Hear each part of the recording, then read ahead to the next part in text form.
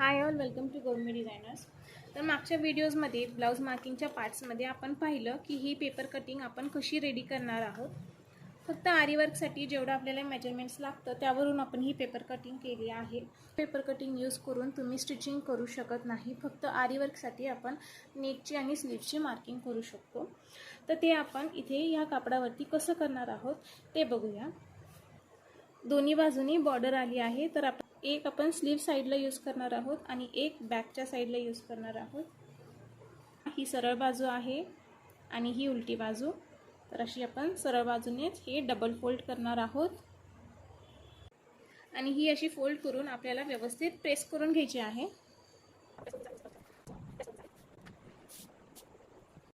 तर इथे आधी आपण स्लीव्स मार्किंग करणार आहोत.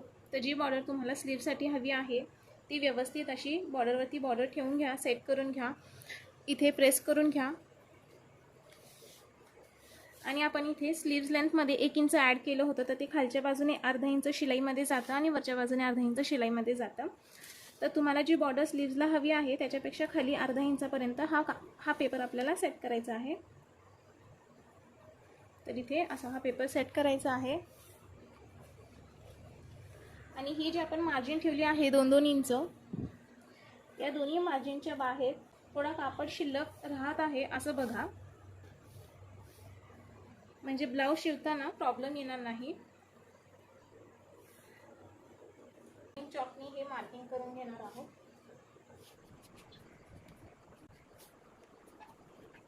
मार्किंग करताना हे जे 2 इंचाचं मार्जिन आपण मार्क केलं आहे हे सुद्धा मार्क करून घ्या कापडावरती.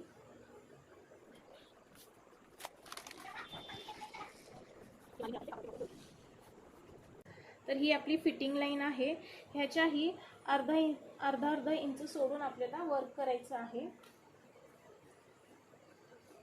तर इथे आपली बॉर्डर येणार आहे एवढ्या पोर्शनमध्ये. इथेही अर्धा इंच सोडायचं आहे किंवा 0.25 सोडलं तरी चालेल.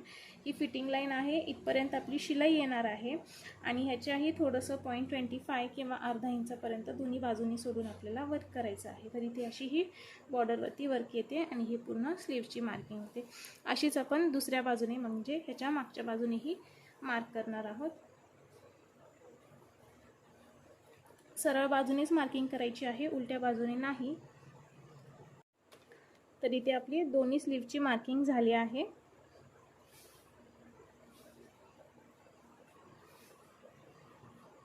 आता आपण बॅक नेक मार्क करणार आहोत. तर इथे दुसरा बॉर्डर आहे जो मी बॅक नेकला यूज करणार आहे. काही पीसवरती दुसरे बॉर्डर नसतात किंवा छोटे बॉर्डर असतात. हा ब्लाउज पीस बघा, हा मोठा बॉर्डर आहे आणि या बाजूला छोटा बॉर्डर आहे. तर हा छोटा बॉर्डर आपण बॅकसाठी यूज करणार आहोत आणि जो हा मोठा बॉर्डर आहे तो स्लीव्हसाठी यूज करायचा आहे. आणि काही ब्लाउज पीसमध्ये एकाच बाजूने बॉर्डर असतात. इथे दुसऱ्या बाजूला बॉर्डर नाही आहे. तर ज्या साईडला बॉर्डर आहे ती साईड आपण स्लीव्हसाठी यूज करणार आहे आणि ज्या साईडला बॉर्डर नाही आहे ते आपण बॅकसाठी यूज करणार आहोत.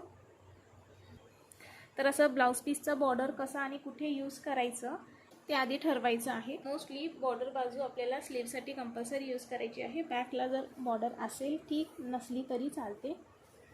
आणि ही साईड जी आहे ती फोल्डेड साईड आहे. तर ह्यावरती आपण बॅकचा जो पेपर कटिंग आहे तो असा सेट करणार आहे. व्यवस्थित बॉर्डरवरती बॉर्डर ठेवायची आहे आपल्याला आणि इथून मार्किंग करून घेऊ.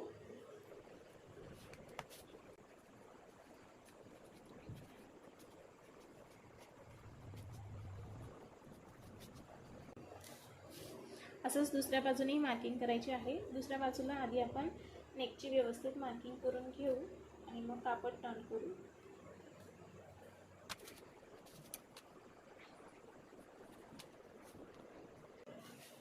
इथे हा पेपर आपल्याला असा उलटा ठेवावा लागणार आहे. ही फोल्डेड बाजूवरती ठेवायची आहे.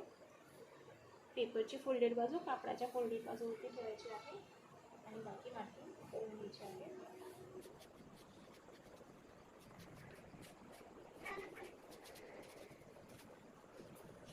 ही फोल्डेड बाजू ओपन केल्यानंतर आपली ही बॅकची मार्किंग इथे दिसून येते. इथे ही 2 इंच आपली शिलाई मार्जिन आहे.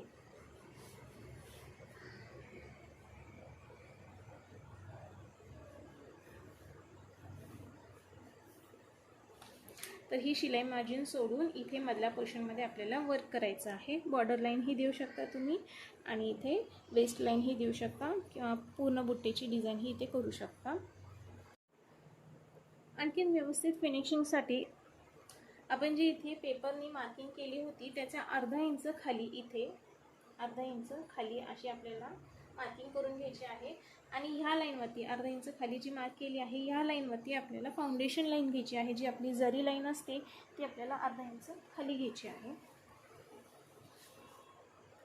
आता या वर्कमध्ये ही जी फाउंडेशन लाईन आहे ती आपल्याला इथे अर्धा इंच खाली घ्यायची आहे. जी पेपर कटिंगमध्ये आपल्याला मार्किंग येते त्यापेक्षा अर्धा इंच खाली. तर ते अर्धा इंच आपण शिलाईमध्ये यूज करू शकतो आणि ह्याने गळ्याला ब्रॉडनेस व्यवस्थित येतो.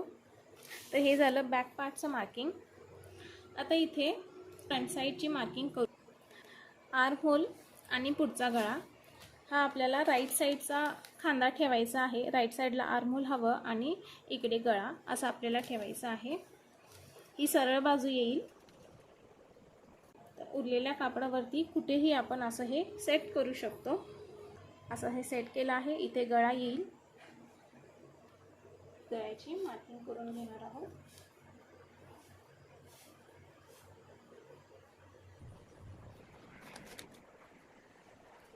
आणि इथे सुद्धा गळ्याच्या मार्किंगपेक्षा अर्धा इंच खालच्या बाजूला आपण फाउंडेशन लाईन घेणार आहोत वरची.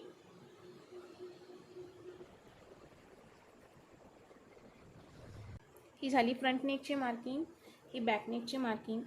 असं काही कंपल्सरी नाही की बॅक नेकच्या बाजूलाच तुम्ही फ्रंट नेक मार्क करायचा आहे. इथे मध्ये सुद्धा कापड शिल्लक असेल तर तुम्ही इथे कुठेही मार्किंग करू शकता. मागच्या व्हिडिओजमध्ये पाहिलेल्या पेपर कटिंगवरून ब्लाऊजवरती कशी मार्किंग करायची, ब्लाऊज पीसवरती कशी मार्किंग करायची आपण ते या व्हिडिओमध्ये पाहिलं. तर या व्हिडिओमध्ये इतकंच. थँक्यू.